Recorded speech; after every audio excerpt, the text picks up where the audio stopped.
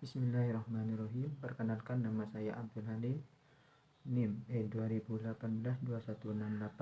Saya akan melanjutkan presentasi dari materi yang sebelumnya, yaitu konsep pemasaran holistik.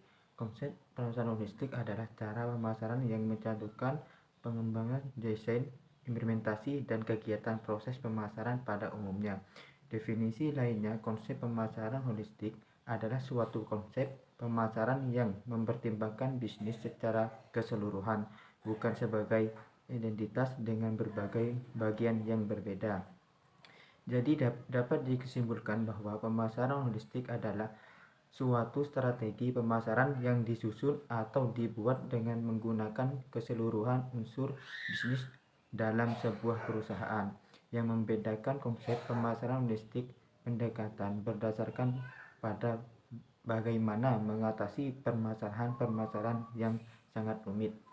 Secara prinsip, kegiatan pemasaran dan penjualan sebuah perusahaan pasti saling berhubungan. Semua strategi pemasaran, termasuk konsep pemasaran holistik, bertujuan meningkatkan penjualan produk atau jasa yang ditawarkan perusahaan. Pilar pemasaran holistik. Pilar pemasaran holistik ada 4 pilar yang merupakan komponen pemasaran holistik, yaitu hubungan pemasaran. Adapun tujuan utama dalam konsep pemasaran holistik adalah mengembangkan hubungan jangka panjang dan mendalam, saling memuaskan dengan konsisten, utama dengan tujuan mendapatkan dan mempertahankan bisnis. Yang kedua, pemasaran terintegrasi. Integrasi terjadi karena ketika perusahaan merancang kegiatan dan menyusun program pemasaran untuk menciptakan komunikasi dan memberikan nilai bagi konsumen. Karena menggabungkan keseluruhan unsur pemasaran, maka nilai yang diberikan konsumen lebih besar dan menarik. Yang ketiga, internal marketing atau pemasaran internal. Komponen internal yaitu tugas untuk merekrut, melatih, dan memotivasi karyawan agar bisa melayani konsumen dengan baik.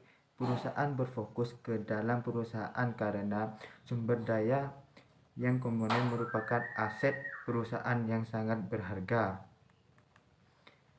Yang keempat adalah kinerja pemasaran. Kinerja pemasaran sebuah perusahaan tidak hanya diukur dari pendapatan, akan tetapi juga dengan memberikan pemasaran dan menyimpulkan apa yang terjadi. Adapun kinerja yang dinilai meliputi pangsa pasar, kepuasan pelanggan, kualitas produk, bahkan dampak hukum, etika, sosial, dan lingkungan dari suatu kegiatan pemasaran yang dilakukan. Sekian dari saya. Wassalamualaikum warahmatullahi wabarakatuh.